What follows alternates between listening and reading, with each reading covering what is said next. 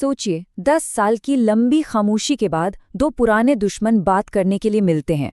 पूरी दुनिया की नजरें उन पर टिकी होती हैं, लेकिन 20 घंटे की मैराथन बातचीत के बाद नतीजा सिफर। अमेरिका और ईरान के बीच ये अहम बातचीत आखिर क्यों टूट गई, चलिए समझते हैं। तो आखिर उस बंद कमरे में ऐसा क्या हुआ? सालों के तनाव के बाद जब आखिरकार बातचीत का एक दरवाजा खुला, तो वो इतनी जल्दी बंद क्यों हो गया? यही वो सवाल है जिसके जवाब हम इस पूरी कहानी में तलाशेंगे। तो सबसे पहले बात करते हैं इस्लामाबाद की, जहां ये सारी उम्मीदें आकर टूट गईं। देखते हैं कि वहां असल में हुआ क्या था। देखिए, ये बातचीत कोई छोटी-मोटी मीटिंग नहीं थी। पूरी 20 घंटे चली और इसका मकसद था पिछले 40 दिनों से चले आ रहे एक बड़े टकराव को खत्म करना। लेकिन नतीजा कुछ भी नहीं निकला, कोई समझौता हो ही नहीं पाया। और अब आता है इस कहानी का सबसे दिलचस्प हिस्सा। बातचीत के फेल होने पर अमेरिका की कहानी कुछ और है और ईरान की कुछ और। दोनों के वर्जन एक दूसरे से बिल्कुल अलग हैं। तो अमेरिका के हिसाब से देखें तो तत्कालीन राष्ट्रपति डोनाल्ड ट्रंप ने बिल्कुल साफ-साफ कहा कि ईरान की मांगें ही प्रॉब्लम थीं। उन्होंने लिखा कि वे पैसा चाहते हैं और वे परमाणु चाहते हैं।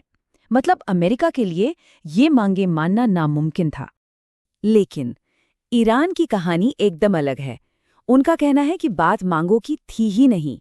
ईरानी संसद के स्पीकर मोहम्मद बागेर गालिबफ के मुताबिक असली मुद्दा था भरोसे का। उन्होंने कहा, अमेरिका हमारा भरोसा जीतने में नाकाम रहा।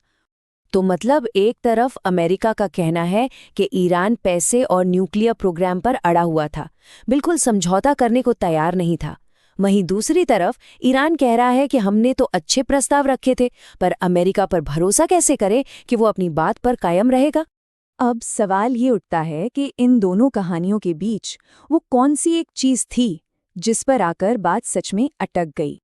और हैरानी की बात ये है कि ट्रंप ने खुद माना कि ज्यादातर मुद्दों पर सहमति बन गई थी, माहौल भी ठीक था। तो फिर वो कौन सा एक मुद्दा था जिसने बनती हुई बाजी को पूरी तरह से पलट दिया? और वो मुद्दा था ईरान का न्यूक्लियर प्रोग्राम। इस पर ट्रंप का रुख एकदम साफ था।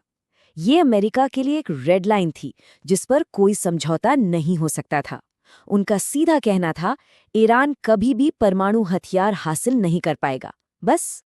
और जैसे ही बातचीत के दरवाजे बंद हुए, डिप्लोमेसी की जगह सैन्य तनाव ने ले ली। माहौल एकदम से बदल गया। बातचीत फेल होने के फौरन बाद ट्रंप ने दुनिया के सबसे अहम समुद्री रास्तों में से एक स्ट्रेट ऑफ हॉर्मुज़ की पूरी तरह से नौसैनिक नाकाबंदी का आदेश दे दिया। अब इसका मतलब ये था कि यहाँ से गुजरने वाले हर जहाज को रोका जाएगा। ये एक बहुत बड़ा कदम था जिसका असर पूरी दुनिया के व्यापार पर पड़ सकता था। जाहिर है, अमेरिका ने अपने इस कदम को सही ठहराने के लिए वजहें भी दीं।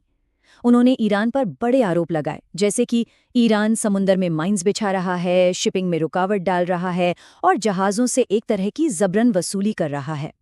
और बात सिर्फ आरोपों तक ही नहीं रुकी। इसके साथ ही ट्रंप ने एक बहुत ही सीधी और खुली चेतावनी भी जारी कर दी।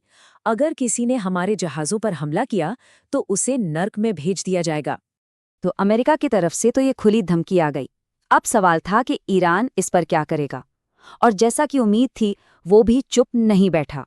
जवाब आया, और वो भी बहुत तेजी से। और ये जवाब दिया ईरान की सबसे ताकतवर सैन्य बल इस्लामिक रेवोल्यूशनरी गार्ड कॉर्प्स यानी IRGC ने। IRGC के नेवल कमांड ने भी अपनी तरफ से साफ कर दिया कि स्ट्रेट ऑफ हॉर्मुज़ पर उनका पूरा कंट्रोल है। उनकी चेतावनी भी उतनी ही सख्त थी। अगर दुश्मन ने कोई गलत कदम उठाया तो वो इसी हॉर्मुज़ स्ट्रेट में फंस जाएगा। तो अब हम एक ऐसे मोड़ पे आकर खड़े हो गए हैं जहां बातचीत का रास्ता बंद हो चुका है और दोनों तरफ से सेनाएं आमने सामने हैं। माहौल बेहद तनावपूर्ण है। तो अब सबसे बड़ा सवाल यही है, जब कूटनीति फेल हो चुकी है तो क्या एक बड़ा और विनाशकारी युद्ध ही अगला कदम है? इस बढ़ते तनाव का दुनिया की राजनीति और खासकर तेल की कीमतों पर क्या असर पड़ेगा? ये कुछ ऐसे सवाल हैं जिनका जवाब तो अब आने वाला वक्त ही देगा।